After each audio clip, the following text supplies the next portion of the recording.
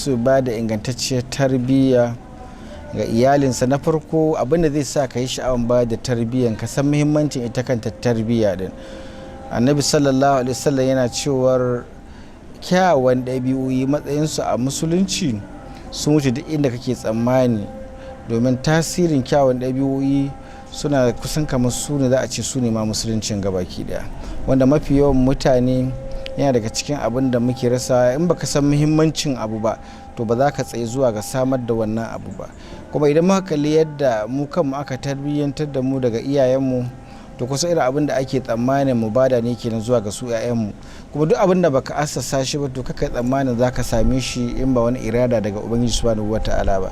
Su 'ya'ya kamar kamar itaciya ce ko kamar bishiya ce, gwargwadon da ka shuka ta da kulawa da ita da bata ruwa, gwargwadon yadda za ta taso da inganci kenan har ta